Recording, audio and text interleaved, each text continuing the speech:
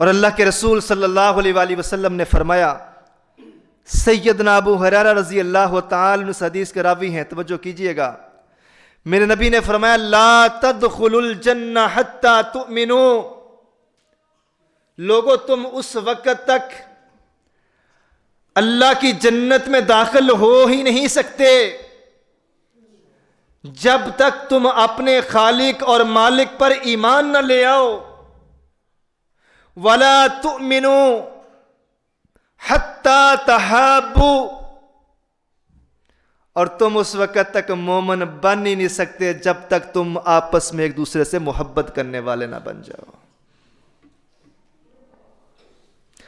دوسروں سے ناراض، دوسروں سے کینہ، بغض اور حسد رکھنے والا، رسول اللہ صلی اللہ علیہ وآلہ وسلم ایسے انسان کو ایمان والوں کی لسٹ سے ہی خارج کر رہے ہیں۔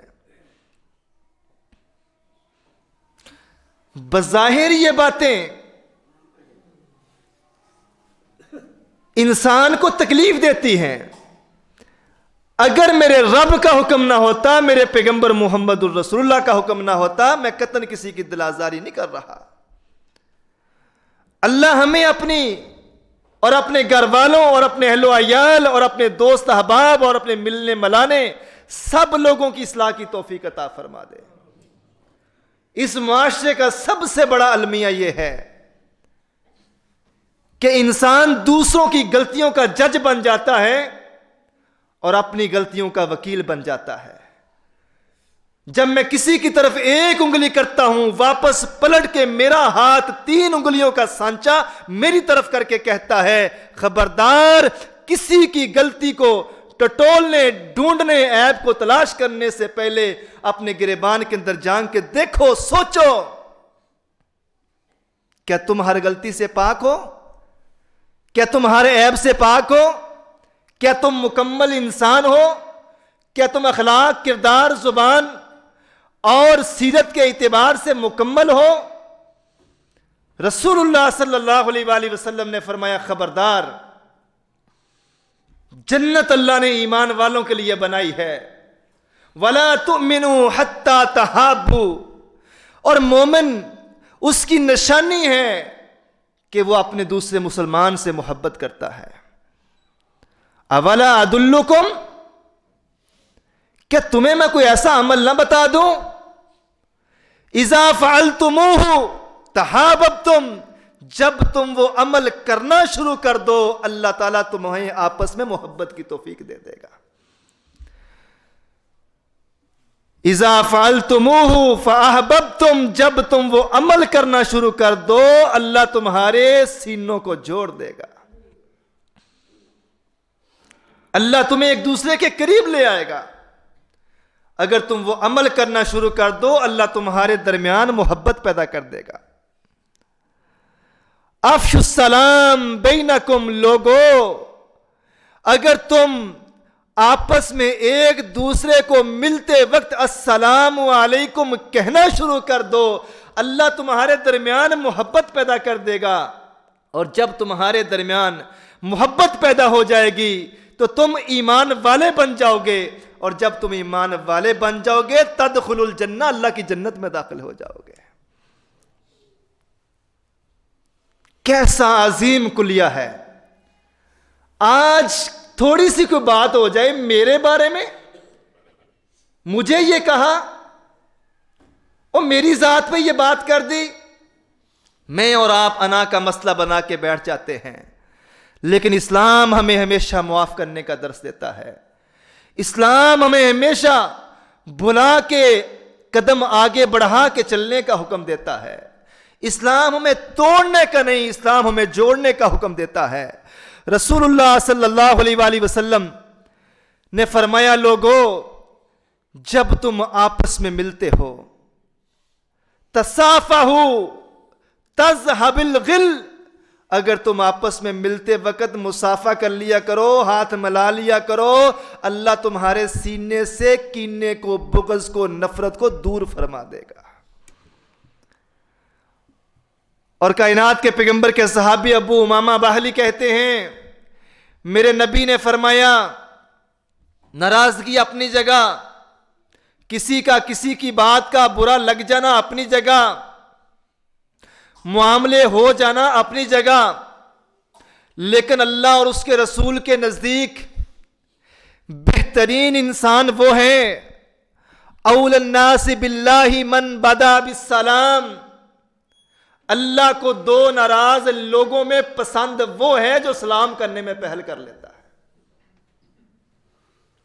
اللہ کو دو ناراض لوگوں میں پسندیدہ اور محبوب وہ شخص ہے جب ناراضگی ہو گئی، غصہ ہو گیا، کینہ ہو گیا، بغض پیدا ہو گیا، تو اللہ کو ان دونوں میں سے زیادہ محبوب وہ ہے جو سلام کرنے میں اپنی انا کے گلے پہ چھری چلا کر، اپنی عزت کو پیچھے پھینک کر آگے بڑھ کے اللہ اور اس کے رسول کے حکم کی پابندی کر لیتا ہے. پیارے پیغمبر نے فرمایا اللہ کے نزدیک یہ اچھا انسان ہے. اور اس قدر اسلام کی السلام علیکم کہنے پہ تبلیغ، درس اور حکم انسان کی عقل دنگ رہ جاتی ہے. سنن نبی داود کی حدیث سے ابو ہریرہ رضی اللہ تعالی عنہ حدیث کے راوی ہیں، کہتے ہیں کہ رسول اللہ صلی اللہ علیہ وآلہ وسلم نے فرمایا کہ تم آپس میں سلام کرو، اور سلام بھی ایسے کرو فَإِنْ حَالَتْ بَيْنَهُمَا شَجَرَةٌ او جدار او حجر. صحابہ کہتے ہیں اللہ کے نبی نے فرمایا جب تم دو بندے آپس میں کسی گلی میں سے، کسی رستے میں سے گزر رہے ہو، فَإِنْ حَالَتْ بَيْنَهُمَا اگر تم دونوں کے درمیان شجرۃ کوئی درخت آ جائے، او جدار یا درمیان میں کوئی دیوار آ جائے، او حجر یا درمیان میں کوئی پتھر آ جائے، اور تم اس درخت، اس دیوار، اس پتھر کو کراس کر کے دوبارہ آپس میں ملو، ثم لقیا فلیسلم علیہ. اس درخت کو، دیوار کو، پتھر کو کراس کرنے کے بعد تم تمہارا ایک جگہ اکٹھے ہو جاؤ تو دوبارہ ایک دوسرے کو سلام کرو. کیوں؟ کیونکہ رب رحمان نے اپنے قرآن میں ایک مسلمان کے لیے دوسرے مسلمان کو سلام کر کے تحفوں میں سے بہترین تحفہ قرار دیا ہے. اور یہ اتنا عظیم عمل ہے، اتنا عظیم عمل ہے. مسجد نبوی ہے، رسول اللہ تشریف فرما ہے. ایک بندہ مسجد میں داخل ہوا اور اس نے کہا السلام علیکم. نبی علیہ السلام نے سلام کا جواب دیا اور اسے بیٹھنے کا بولا، اور ساتھ فرمایا اللہ نے تیرے نامہ اعمال میں 10 نیکیاں لکھ دی ہیں.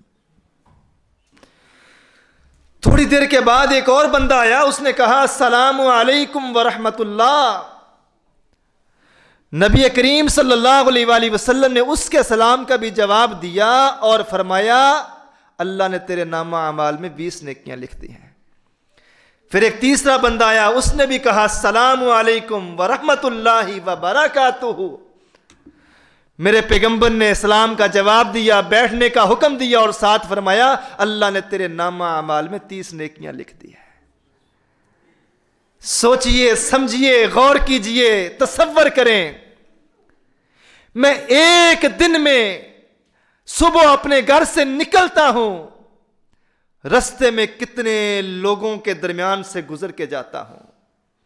میں کچھ جنگلوں میں، پہاڑوں میں سفر کر کے اپنے آفس نہیں پہنچتا. میں کوئی بیابانوں اور ریگستانوں اور سمندری سفر کر کے اپنی فرم، فیکٹری، سکول، کالج میں نہیں پہنچتا. میں لوگوں کے جرمٹ میں سے گزر کے جاتا ہوں.